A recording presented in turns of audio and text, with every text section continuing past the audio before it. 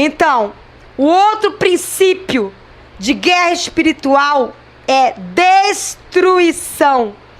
Destruição. Volta lá para 1 Reis 20. 1 Reis, capítulo 20, versículo 16. Fala que Ben-Hadad... Desculpa, é 1 Reis 20, 14, 15 e 17. 1 Reis 20, 14, 15 e 17. Fala no versículo 14 que o rei Acabe perguntou para Deus o que iria acontecer. Quem iria começar a guerra contra o rei da Síria? E se você for pensar no sentido humano, na sensatez humana, no que é mais provável, ele iria usar os mais preparados, os mais antigos em guerra. Mas aqui fala que o Senhor, ele ia começar a guerra contra os sírios, o exército da Síria, pelos moços dos chefes das províncias. E que eles tinham um número de 232. E nós lemos lá no início que o exército da Síria era mais numeroso, muito, infinitamente mais numeroso que o exército do povo de Israel. Aqui ele está mostrando que Deus está levantando os remanescentes, os moços, os sem ranço da religiosidade, aqueles que não estão envelhecidos pela religiosidade, aqueles que não estão presos e envelhecidos às doutrinas envelhecidas e comidas pela traça da religiosidade. Ele está levantando os moços, um exército novo, um exército moço, um exército jovem, um exército de remanescente. E ainda que sejam a minoria, ainda que sejam poucos, são esses que o Senhor vai usar contra o exército das trevas. Oh, aleluia! Oh, aleluia!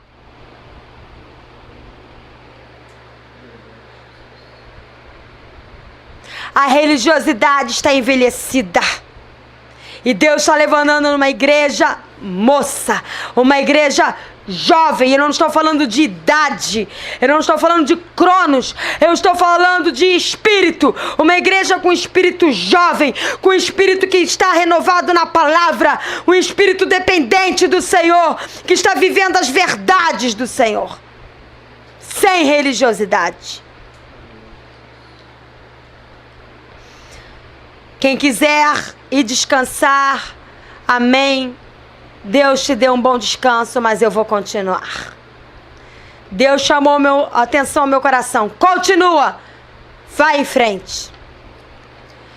O outro princípio de guerra espiritual é a embriaguez.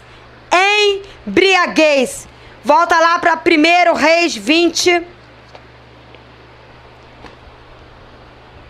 1 Reis 20, capítulo 20, versículo 16.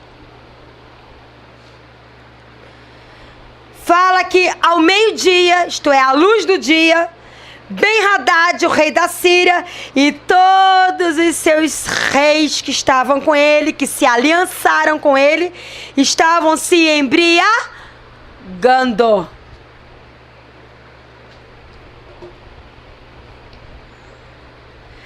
Aqui está mostrando que os reis do exército inimigo se unem para se embriagar com os princípios malignos desse mundo. E agora, com esses reis do exército inimigo, eu não estou me referindo a espíritos malignos. Satanás é o rei das trevas, é o príncipe das trevas. Os espíritos malignos são o seu exército, é o seu exército que atua aqui na terra. Mas os reis da terra fala de todos os que estão investidos de autoridade estão se deixando ser instrumentos nas mãos das trevas, porque estão se embriagando com esse sistema maligno e os princípios que regem esse sistema. Abre lá em Apocalipse 17, e agora a coisa vai pegar. Apocalipse 17, de 1 a 4.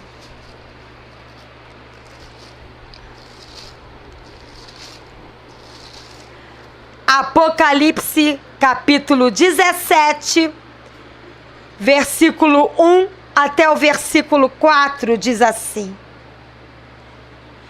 Veio um dos 7 anjos que tem as 7 taças e falou comigo dizendo: Vem, mostrar-te-ei o julgamento da grande meretriz que se acha sentada sobre muitas águas, com quem se prostituíram. Antes de eu continuar, se prostituir fala que você tinha um marido, você era fiel a alguém, então resolveu se entregar a outros homens. Trazendo para a igreja, fala de homens e mulheres que um dia se entregaram ao Senhor e depois se prostituíram, isto é, abandonaram as verdades do Senhor e começaram a se entregar aos princípios deste mundo e às falsas verdades da religião e dos princípios que regem este mundo. Continuando a ler. Com quem se prostituíram os reis da terra e com o vinho da sua devassidão foi que se embebedaram os que habitam a terra. Transportou-me o anjo em espírito a um deserto e vi uma mulher, a grande meretriz, montada numa besta escarlate, besta repleta de nomes de blasfêmia, com 7 cabeças e 10 chifres. Achava-se a mulher, a grande meretriz, vestida de púrpura e de escarlata, adornada de ouro, de pedras preciosas e de pérolas, tendo na mão um cálice de ouro transbordante de abominações e com as imundícias da sua prostituição. Na sua fronte achava-se escrito o nome, um mistério: Babilônia, a grande, a mãe das meretrizes e das abominações da terra. Então vi a mulher, a grande meretriz, embriagada com o sangue dos santos e com o sangue das testemunhas de Jesus. E quando a vi, admirei-me com grande espanto. O que é isso tudo, pastora? Vamos lá? A grande meretriz é a Babilônia, que é o sistema maligno mundano das trevas, com princípios corrompidos que estão dominando o sistema deste mundo caído, egoísta. Essa é a grande meretriz. E aí, em quem ela está sentada? Na besta, Satanás. O sistema deste mundo, que rege este mundo, está sentado na besta, Satanás. E essa mulher, ela carrega com ela nomes de blasfêmia. E ela está vestida de riqueza. Ela está adornada de púrpura, escarlate, um vestido bonito que chama a atenção. Muitas pedras preciosas, muitas pérolas, muito ouro, muita glória, porque é isso que ela usa para chamar a atenção dos homens. Sirva este mundo, sirva esse sistema e você vai ter glória, muito ouro, muitas pedras preciosas, vestimentas lindas, aparência. Mas na mão deste sistema tem um cálice de ouro. Ele é de ouro, chama atenção. Mas ele transborda de abominações e imundícias que estão embriagando os reis da terra e embriagando os homens e as mulheres. Vinho de prostituição, de imundícia.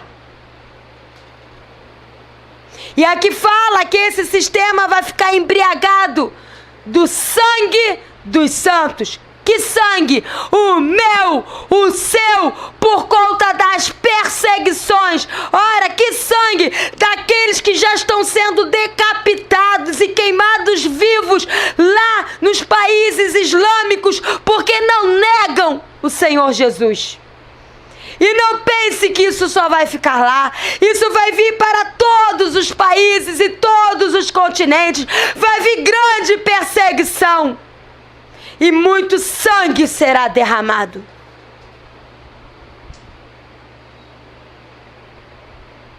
É sério. É tempo de muita seriedade. Está na Bíblia. Apocalipse é o livro dos finais dos tempos. Não brinque de crente, porque o diabo não está brincando de diabo. Não brinque de crente, porque o exército das trevas não está brincando. É tudo muito sério. É guerra de reinos, não é guerra de crianças.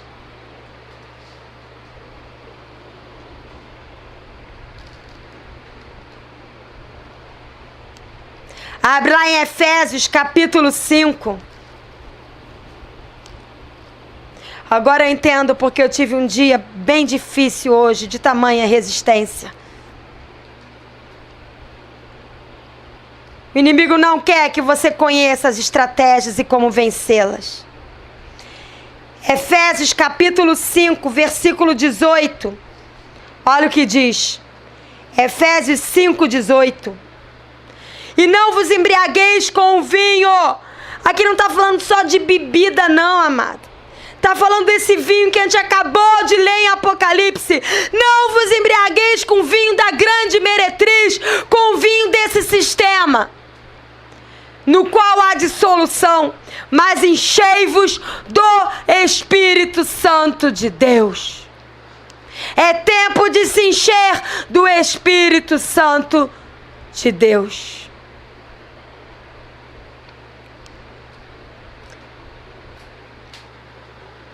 Olha o que diz em 1 Tessalonicenses.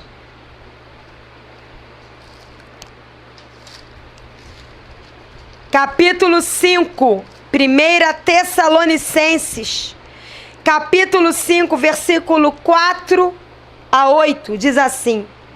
Mas vós, irmãos, não estáis em trevas, para que esse dia, que dia? O dia da volta de Jesus, venha como ladrão e vos apanhe de surpresa. Porquanto vós todos sois filhos da luz. Amado, se você estiver andando na luz, você não vai ser pego de surpresa. E filhos do dia. Nós não somos filhos da noite, nem das trevas. Assim, pois, porque somos filhos da luz, não durmamos. Não brinque de crente. Vigiai, sede sóbrios e vigilantes, lembra? Não durmamos como os demais. Pelo contrário, vigiemos e sejamos sóbrios. Ora, os que dormem, dormem de noite. Dormem porque estão dando papo para as trevas. E os que se embriagam, embriagam com o quê? Com o vinho do mundo. O vinho desse sistema. É de noite que se embriagam, porque estão andando nas trevas. Porque quem anda na luz, quem anda com Deus diariamente, com intimidade com Ele, não se embriaga com este mundo. Versículo 8. Nós, porém, que somos do dia, sejamos sóbrios, revestindo-nos da couraça da fé. Olha aí a armadura. E do amor de Deus, que lança fora todo medo. E tomando como capacete e esperança a salvação em Jesus Cristo.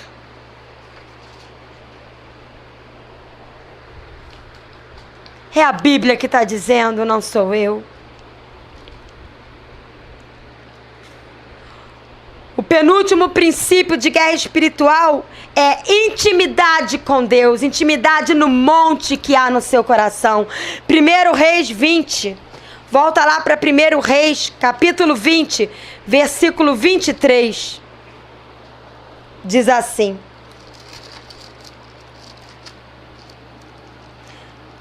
está falando que os servos do rei da Síria, que é Ben-Hadad, aqueles que serviam o rei inimigo, falou assim para ele: olha, os deuses, que eles consideravam que o povo de Israel tinham deuses, e não era o Deus de Israel, o Deus vivo. Mas estavam se referindo ao Deus, mas chamando de deuses. Os deuses são deuses de montes. Mas se nós guerrearmos na planície, a gente vence. A gente perdeu porque eles estavam no monte. Mas se eles descerem para a planície, a gente ganha. Amado, isso é muito forte. Não tem como vencer na guerra espiritual se você viver na planície. Você precisa viver no monte. Monte fala de intimidade com o Senhor. Planície fala de viver na religião, na superficialidade. Ler um versículo por dia e ficar por isso mesmo. Não ter vida de oração. Frequentar alguns cultos. Não. Isso é viver na planície, então você é facilmente derrotado. Mas se você viver no monte, se você viver buscando a Deus e na intimidade dele, você ganha essa guerra.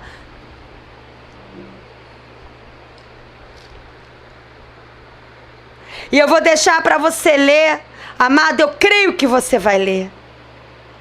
Leia em casa, anota aí, pega uma canetinha, anota. Leia Salmo 121, versículo 1 e 2. Vou repetir.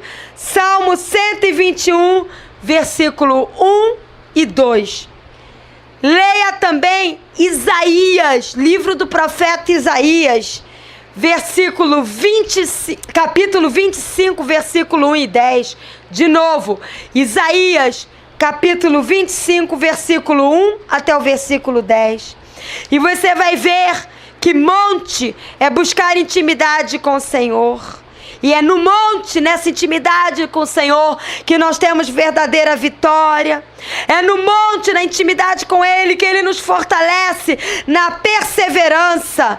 E mesmo como minoria, no tempo de Deus, nós vencemos a guerra. E para terminar, por hoje, o último princípio de guerra, dentre tantos que o Senhor ainda vai nos ensinar, está em 1 Reis, capítulo 20, versículo 22 e 42.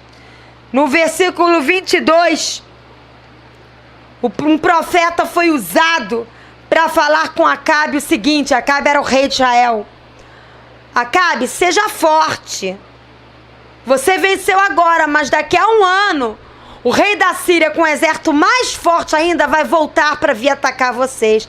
Por isso, se fortaleça no Senhor, mantenha a posição de firmeza, de dependência de Deus. Não ceda, porque o inimigo vai voltar. E no versículo 42, eu vou ler, diz assim: e disse-lhe, assim diz o Senhor, porquanto soltaste da mão o homem que eu havia condenado, a tua vida será em lugar da sua vida, e o teu povo em lugar do seu povo. Sabe o que Acabe fez? O rei Acabe, ao invés de se manter firme, dependente de Deus, separado para Deus, quando ele soube que o rei Ben-Hadad, que era o rei mau, o rei da Síria, tinha vivido, ao invés de ele mandar matar, não, ele acolheu. acolheu Ben-Hadad, fez negócio com ele, fez aliança com ele. Você lê isso em 1 Reis 20. Você lê isso do versículo 27 até o versículo 34. Que ele fez aliança com o rei inimigo.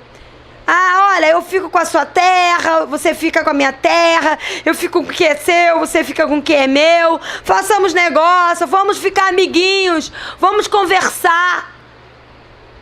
Ele abriu trégua, ele abriu espaço para o rei inimigo. E sabe o que aconteceu? Deus falou através do mesmo profeta, o mesmo homem de Deus. Porque você cedeu, porque você deu espaço para as trevas, porque você negociou com as trevas, você e o seu povo vão morrer. Não podemos ser clemente com o rei do exército inimigo, que se finge de servo para nos enganar. Não podemos nos igualar a ele, ainda que ele se vista de pano de saco e venha todo docinho, todo bonzinho. Diz a palavra que o inimigo se veste até de anjo de luz para enganar, se possível, os próprios eleitos, os próprios servos de Deus. Não se engane. O inimigo se finge de bonzinho, mas ele não é bonzinho. Não abra a guarda. Não abra trégua para ele, se posicione firme como soldado, não negocie com ele, não faça negócio, não faça aliança com as trevas, porque Deus abomina quem negocia com as trevas, Deus abomina, e quando você negocia com as trevas, você se torna escravo das trevas e morre espiritualmente. Amém?